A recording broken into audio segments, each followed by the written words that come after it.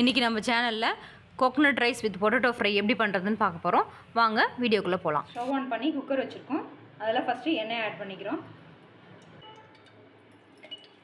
தாளிக்க தேவையான பட்டை, லவங்கம், சோம்பு, அன்னாசி பூ, மராட்டி மோக்கு எல்லாத்தையும் சேர்த்துக்கிறோம்.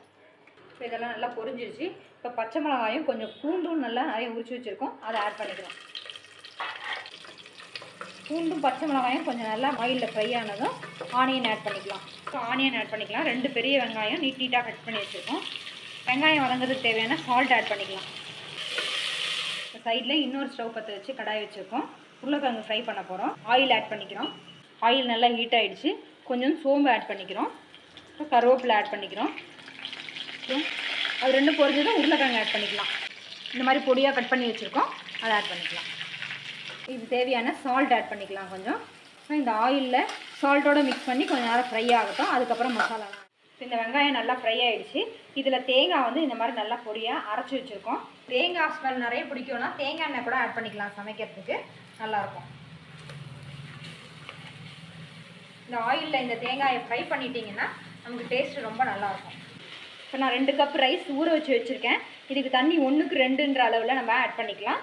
ஸோ 1 2 3 4. இதுக்கு தேவையான உப்பு இன்னும் கொஞ்சம் ஆட் பண்ணிக்கலாம். இதை வந்து நல்லா கலக்கி விட்டு கொதிக்க விட்டுருங்க. ரைஸ்க்கு தேவையான உப்பு ஆட் பண்ணி உருளைக்கிழங்கு ஆயிலில் நல்லா ஃப்ரை ஆகிடுச்சு. இது கூட வந்து கொஞ்சம் மஞ்சள் பொடி ஆட் பண்ணிக்கிறோம். தேவையான மிளகா பொடியும் கொஞ்சம் ஆட் பண்ணிக்கிறோம்.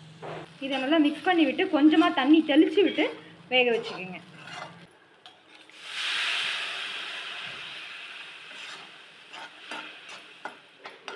இது நல்லா தண்ணி கொதிச்சிச்சு.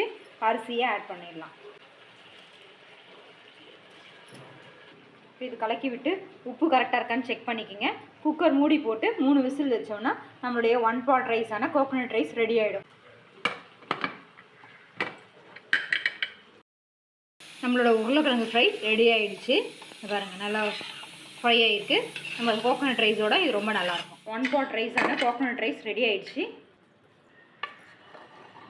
நல்லா உதிரி உதிரியாக புலாவ் மாதிரி இருக்கும். பொட்டேட்டோ ஃப்ரை கூட வச்சு சாப்பிடும்போது ரொம்ப டேஸ்டியாக இருக்கும். நம்ம 1 பாட் ரைஸான கோகோனட் ரைஸ் ரெடி ஆகிடுச்சு. இது மாதிரி இன்னும் நிறைய ரெசிபி பார்க்க நம்ம FRB கிச்சனை சப்ஸ்கிரைப் பண்ணிக்கோங்க.